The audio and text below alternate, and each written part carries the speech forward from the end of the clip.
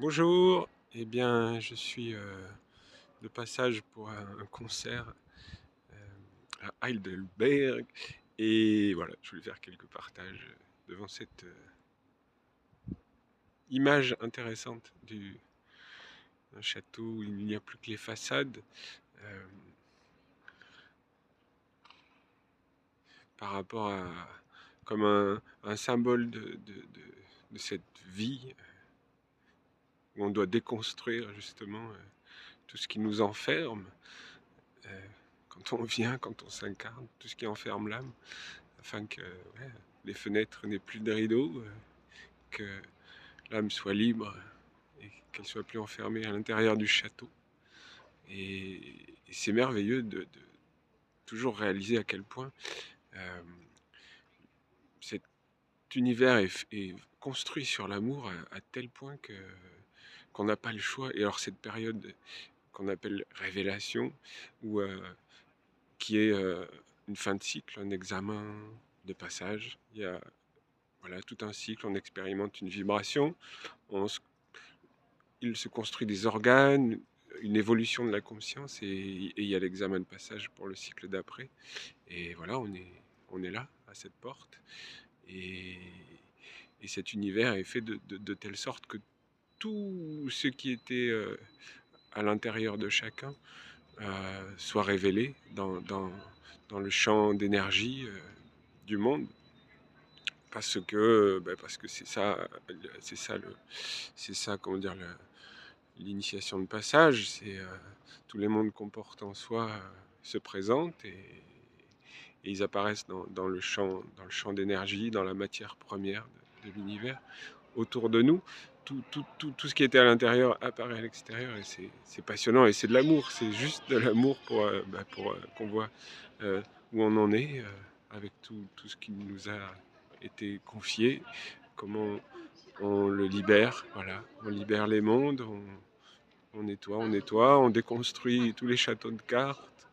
Et ça, c'est grandiose, c'est un cadeau, toujours. Euh, ouais, c'est passionnant. Là, en venant ici, sur le trajet, j'aime regarder un peu les gens et voir à quel point tout le monde, même ceux qui font les caïds, sont gentils au fond. En fait, tout ça, c'est toujours des masques. Quantité de masques incroyables, alors qu'au fond, l'homme est un être de bonté, de gentillesse. L'humanité, c'est incroyable.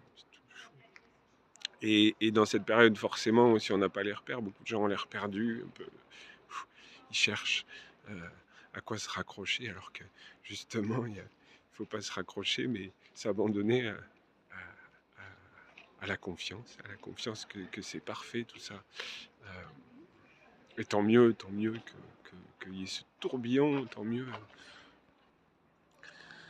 Ce qui, du coup, dans mes réflexions là, sur le chemin, c'est pareil, je m'étais dit, ce serait bien de faire peut-être euh, expliquer deux, trois trucs sur comment, euh, c'était, quand je parle, enfin, ouais, du fait qu'ils singent, voilà, il y a tout un monde, une espèce de secte qui singe vraiment toutes les écritures et tout le monde est un peu essaie de se dire voilà, d'interpréter tout ça alors que bon, voilà, je voulais apporter peut-être mon regard. Du coup, je me suis dit sur toute cette symbolique dont je parlais, par exemple sur la vie, voilà, quand j'analyse des trucs sur Notre-Dame, tout ça, et cette espèce de secte qui dirige le monde, qui au final c'est l'armée, c'est le Pentagone derrière, c'est ces mondes-là qui considèrent le monde, eux, ils sont initiés, ils savent que le monde est énergie, et ils considèrent vraiment même la matière humaine, la terre, comme une énergie qu'ils doivent vampiriser pour garder leur pouvoir, qui se manifeste sous la forme du dollar, par exemple. Donc pour qu'ils puissent imprimer du dollar à volonté, ils sont obligés de pomper toute l'énergie de la terre. En fait, ils en ont rien à foutre d'installer le chaos en Syrie, dans le Moyen-Orient, en Europe, enfin partout, parce que eux, ils veulent pas en face de structures fortes, ils veulent juste ils s'en foutent qu'il y ait un chaos tant qu'ils pompent le pétrole, tant qu'ils pompent toute l'énergie, toute la terre et qu'ils ont la domination du pouvoir, donc qui passe par le bras de l'armée. Hein. C'est c'est- c'est vraiment le militaire qui dirige tout ça actuellement. Hein. Et l'argent, mais bon, voilà, c'est totalement ensemble. Donc voilà, et voilà, je m'amuse à voir comme ils singent ces histoires de 666 et que tout le monde est là. C'est rigolo dans les gens qui essaient d'un peu de comprendre, de s'éveiller. Il y en a beaucoup qui tombent dans une espèce de piège de 666 partout. On n'y comprend pas grand-chose. Alors je voulais donner peut-être un point de vue un peu essénien ou un peu ésotérique sur ce que c'est ce chiffre de l'homme. Le six, cette image du 6, alors je referai peut-être une vidéo avec un schéma, mais c'est cette espace de l'âme qui rentre, voilà, et avec la bulle en bas. Voilà, faut le visualiser, le 6 avec son rond en bas, c'est comme l'énergie qui descend et qui hop et se met dans la matière. Alors les 3-6, c'est les trois centres, les trois premiers chakras de l'homme, c'est-à-dire dans la science initiatique, les trois premiers, ça représente le petit frère en entier, c'est-à-dire le personnage humain tel qu'on se rencontre dans la vie de tous les jours, avec sa pensée, son cœur et sa volonté. C'est les trois centres de l'homme incarné et qui correspondent aux trois éléments du coup là, qui sont compris dans le corps de terre, mais le feu pour la pensée, l'air pour les sentiments et l'eau pour la volonté. Donc ces trois six, voilà, ils représentent pour moi cette dimension de l'âme, voilà, qui est incarnée dans ces trois centres, trois premiers chakras. Et c'est ce chemin initiatique de transformer le 6 en 9, quelque part. Euh, Ils en ont fait même il y a des chansons, hein, If Six Was Nine, c'est Jimi Hendrix, bon. Mais le cancer, ben voilà, où et ça devient, pour devenir l'infini, l'équilibre du 8, justement, où il y a les deux cercles, les deux bulles. Euh, voilà, il faut renverser ce 6 en 9. C'est le chemin un peu initiatique. Voilà, et on tombe sur du coup le 999 et tous ces jeux de miroirs qui sont passionnants, mais qui nous disent quelque chose sur l'âme. Et alors, voilà, c'est vraiment pour ça qu'ils utilisent comme cette magie, ça les amuse. Si, ils en mettent partout. Mais bon, ça n'a aucun pouvoir en soi-même. C'est juste que quand on est inconscient, quelque part, et le pentagramme inversé, c'est pareil, c'est l'enfermement de l'âme dans les sens, dans les cinq sens, donc les sens identifiés à la matière extérieure, à l'océan d'énergie extérieure, justement, au lieu d'être identifié à sa flamme intérieure et de prendre la, la, la matière extérieure comme un support de travail, justement, que tout vient de ton centre, tu portes toi-même ta croix et que tu la transformes.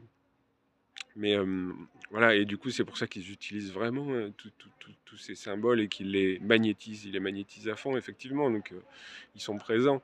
Mais comment dire, c'est comme la gargouille à l'entrée des temples, justement. C'est juste, il faut vraiment passer derrière cette espèce de superstition qui est omniprésente. Hein. Tout le monde est hyper superstitieux. Il n'y a vraiment pas beaucoup d'éveil là-dedans. Ou alors quand il voit quatre couleurs, c'est satanique, alors que c'est les quatre éléments. Et voilà, c'est toujours la même magie. C'est une vraie magie d'ailleurs, de, de, d'enfermer les élémentaux et les éléments de la nature, donc les éléments, les utiliser pour leur magie justement, euh, d'enfermer l'âme des humains dans cette matière. Enfin voilà, c'était les petites réflexions du jour en direct de Heidelberg. euh, Charmante petit bourg. On est venu faire un concert. C'est toujours intéressant parce que notre concert avec Marianne que j'accompagne, souvent c'est des rituels qui sont liés à des... Malgré nous, c'est juste pour être présent. Mais voilà, là ce soir on joue dans une église qui était apparemment l'église de l'armée, donc de l'OTAN, de la base de l'OTAN ici. Voilà. Et l'armée est partie, maintenant je ne sais pas ce que c'est, mais on va y faire un concert. C'est une église, oui, toujours, mais je ne sais pas quel sera les gens qui viennent ou l'énergie de cette église, je ne l'ai pas encore vu, mais il y a toujours un symbole parce que j'ai fait cette analyse sur justement qu'ils étaient tous l'OTAN était à Notre-Dame et cette puissance-là qui prend le pouvoir sur le religieux, c'était toute cette symbolique vraiment de cette secte bon, qui a la forme de l'OTAN et otanesque, on peut dire, de contrôle, de grosse matrice, ils étaient tous, leurs petits pions en tout cas politiques étaient tous là dans cette cathédrale. Ils ont acté un espèce de pouvoir sur l'Église. Euh, D'ailleurs, c'est rigolo parce que quand on pense qu'il disait la bête de l'événement est là, ce président, euh, dans les textes, mais qu'ils font que imiter au premier degré, très, très, très vulgairement, sans comprendre. Euh, cette bête, justement, on lui donne le pouvoir sur le temporel, donc c'était ces politiciens, et elle a le pouvoir sur l'Église que lui confère le dragon, voilà, le contre-archange. Mais c'était vraiment très, très marqué, voilà, Notre-Dame. Et donc hier, en passant, on s'est arrêté à Paris et je sentais cette énergie, comment dire, de prise de pouvoir sur c'est une caste, mais bon, qui est vraiment un peu localisée dans ces villes, et dans ces castes qui vivent dans les villes. Et ça se sent bien, voilà, mais on peut en rire. Il faut en rire. Et donc c'est rigolo d'atterrir ici pour aller jouer. Je ne le savais pas du tout dans une église, dans l'église qui devait être genre comme le mess des officiers de l'OTAN ici. Euh, ouais, comme un équilibre des mondes, toujours. Il y a toujours des équilibres qui se font. Et voilà. C'est notre travail dans ce monde, en tout cas, en dehors du sacré, mais il faut bien faire pencher un peu la balance par nos actions, par des guérisons de monde qui nous dépassent, hein, par nos alliances, par ce qu'on porte en nous comme écriture. Il se passe plein de choses qu'on ne capte pas, et plus ou moins selon le travail qu'on fait en tout cas, et c'est passionnant. À bientôt, merci.